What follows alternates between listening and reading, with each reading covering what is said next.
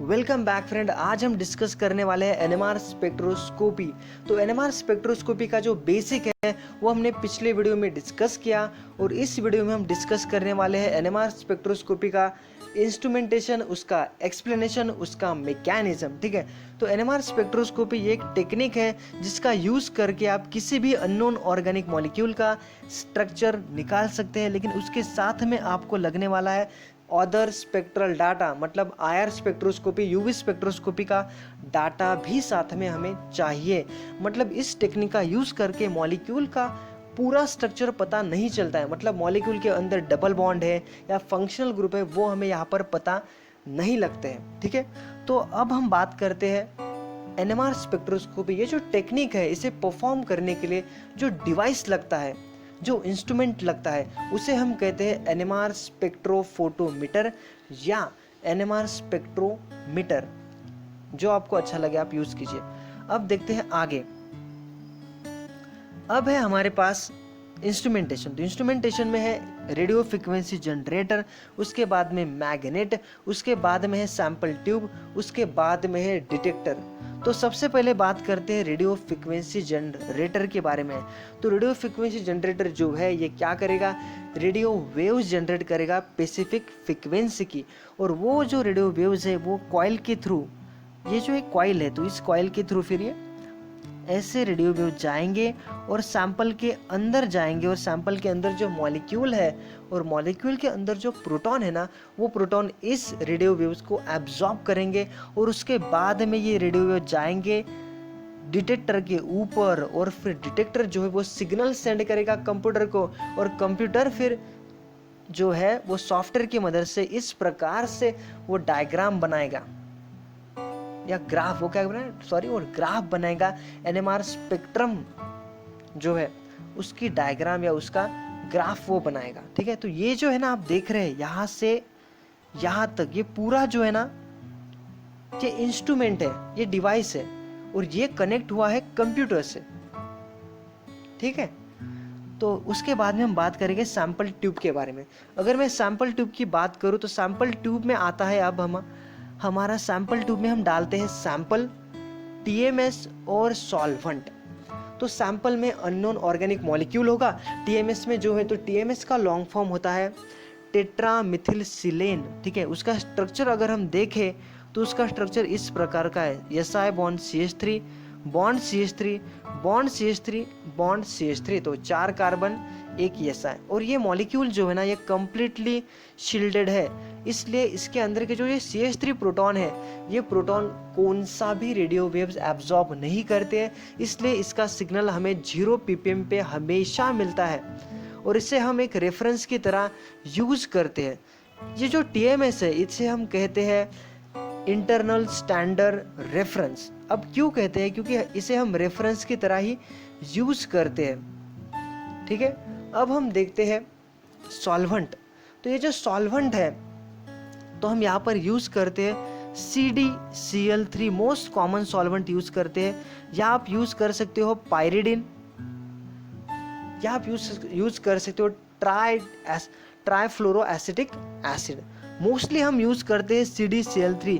तो ये तीनों का कॉम्बिनेशन, मतलब सॉल्वेंट अगर हम ले CdCl3, उसके बाद में TMS और सैंपल अगर हम ले ले एसिटाल्डेहाइड, तो ये तीनों सैंपल जो है इस ट्यूब में होंगे, अकेला सैंपल नहीं होगा। ठीक है, अब हम देखेंगे मैग्नेट के बारे में। तो मैग्नेट जो है ये क्या करता है, यूनिफॉर्म मैग्नेटिक फील्ड जनरेट करेगा, और जब ये मैग्नेटिक फील्ड जनरेट करेगा ना तो मैग्नेटिक फील्ड जनरेशन ये कंटिन्यूसली मैग्नेटिक फील्ड जनरेट करता है यूनिफॉर्मली, और तब हम रेडियो वेव्स इसके अंदर डालते हैं या सैंपल से पास करते हैं। तो ये जो दोनों है, रेडियो वेव्स को पास करना और जो मैग्नेटिक फील्ड जनरेट करना, दोनों भी साइमल्टेनियसली होता है। ठीक है, अब हम बात करते हैं उसके बाद में ये जो रेडियो वेव्स है ये जाते हैं डिटेक्टर के ऊपर। मतलब डिटेक्टर का यहाँ पर काम क्या है, वो क्या करता है, इस रेडियो वेव्स को डिटेक्ट करता है और फिर सिग्नल सेंड करता है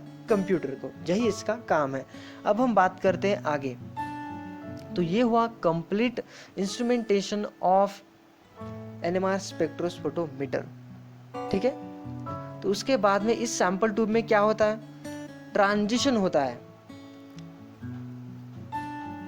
ठीक, अब ट्रांजिशन कैसे होता है, तो अगर हमने बेसिक में ये सब कुछ डिस्कस किया है। हम यहाँ पर जो प्रोटॉन है उसे इस प्रकार से प्रेजेंट करते हैं। ठीक है, तो ये जो प्रोटॉन है, ये प्रोटॉन को यहाँ पर हमने कंसिडर किया है एज अ बार मैग्नेट।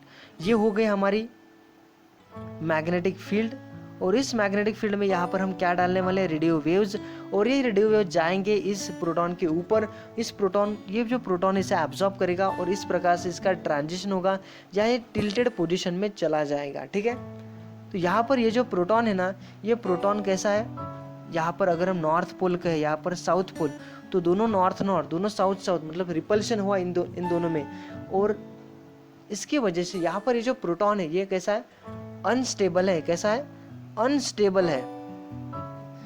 और अगर हम दूसरी ओर देखें, दूसरी केस में अगर प्रोटॉन की डायरेक्शन नीचे की तरफ हुई, इसके ऊपर हम डालेंगे ये रेडियो वेव्स, और ये इस प्रकार से इसका ट्रांजिशन होगा या ये टिल्टेड पोजीशन में चला जाएगा, इसे हम ट्रांजिशन कहते हैं।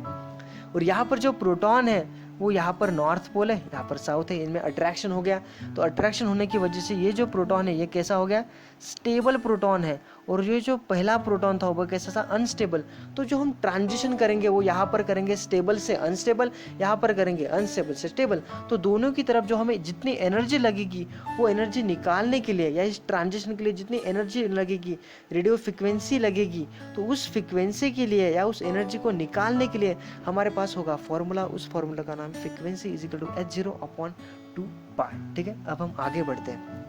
अगर हम आगे देखें, एक एग्जाम्पल के थ्रू अगर हम समझने की कोशिश करें तो वो क्या होगा, तो फॉर एग्जाम्पल आप लेते हो 2,2-डाइमिथॉक्सी प्रोपेन, ये एक हमने ले लिया एग्जाम्पल। इंस्ट्रूमेंट हम यूज करें 60 मेगाहर्ट्ज का। अब इस सैंपल को हमने यूज किया, इसके साथ में TMS और सॉल्वेंट, तीनों कॉम्बो को हमने डाल दिया इंस्ट्रूमेंट के अंदर। अब इस इंस्ट्रूमेंट में हमें एक फ्रीक्वेंसी मिल रही है 70 हर्ट्ज पे, दूसरी फ्रीक्वेंसी जो पिक मिल रहा है, सिग्नल मिल रहा है, वो मिल रहा है 170 हर्ट्ज पे। अब जो पहला सिग्नल है वो हमें यहाँ पर मिलेगा, और जो दूसरे वाला पिक है वह सिग्नल है वो हमें यहाँ पर मिलेगा। अगर आपको कैलकुलेट करना है कि किस जगह हमें स्पेक्ट्रम मिलने वाला या सिग्नल मिलने वाला, तो उसके लिए हमारे पास फॉर्मूला है delta is equal to frequency of sample minus frequency of TMS upon frequency of applied instrument. ठीक है, तो इस फॉर्मूला का यूज करके, या हमने पिछले वीडियो में भी ये डिस्कस किया है, तो उसको यूज करके आप इस PPM की वैल्यू या केमिकल शिफ्ट की वैल्यू निकाल सकते हो। तो पहला जो हमारा ग्राफ यहाँ पर आने वाला है 2.93 PPM पे, और अगर 70 हर्ट्ज के लिए निकालना है तो यहाँ पर 70 हर्ट्ज डाल दो। यहाँ पर 70 हर्ट्ज डालने के बाद 70/60 आ जाएगा, और 70/60 डालने के बाद 1.1 हमारे कुछ वैल्यू निकलेगी, और हमारा जो सिग्नल है वो यहाँ पर होगा। ठीक है, तो ये हो गया CH3 का प्रोटॉन, ये हो गया CH3 का प्रोटॉन, ये सिग्नल। अब हम अगर सेकंड एग्जांपल लें, सेकंड एग्जांपल है ये, यहाँ पर 2 टाइप के प्रोटॉन है, और जितने टाइप के प्रोटॉन होते हैं उतने हमें क्या मिलते हैं, सिग्नल मिलते हैं। ठीक है, अब हम बढ़ते हैं आगे। लेकिन अगर आपको अभी इसका निकालना है केमिकल शिफ्ट की वैल्यू, या कहाँ पर इसके सिग्नल आएंगे, 0 से 14 PPM जो रेंज होती है केमिकल शिफ्ट की, इसके रेंज में कहाँ पर आएंगे इसके सिग्नल्स, अगर वो आपको निकालना है, वो कैसे निकालोगे? तो वो निकालने के लिए मैं आपको एक ट्रिक बताता हूँ। अगर प्रोटॉन मतलब CH3 हो या CH2 हो, वो अगर हैलाइड से अटैच होता है तो उस वक्त हमारा 2.14 PPM पे हमें सिग्नल मिलेगा अप्रोक्सीमेट। अगर वो CH3 या CH2 ऑक्सीजन से अटैच होता है प्रोटॉन, तो उसे 2.22 पे हमें सिग्नल मिलेगा अप्रोक्सीमेट। आप 3 पे ले सकते हो, सिग्नल बना सकते हो। बुक पे अगर आपको एग्जाम में जो है हमें तो बनाना पड़ेगा पेपर के ऊपर, तो उसके लिए हमें इस ट्रिक को याद रखना है। ठीक है, अगर वो CH3 या CH2 नाइट्रोजन से अटैच होता है तो हमें 2.2, या CH3 बॉन्ड CH3 होगा तो उस वक्त हमें 0.9 PPM पे हमें सिग्नल मिलेगा।